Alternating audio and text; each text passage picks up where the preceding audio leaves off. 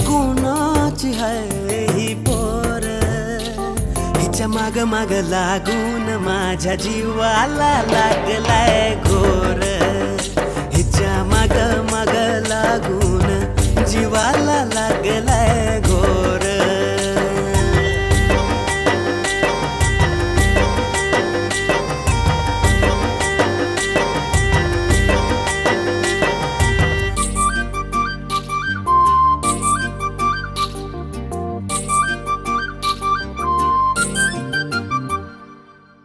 पायात रुनू झुनू पैंजण हिच्या, कानात फुलावानी डोल,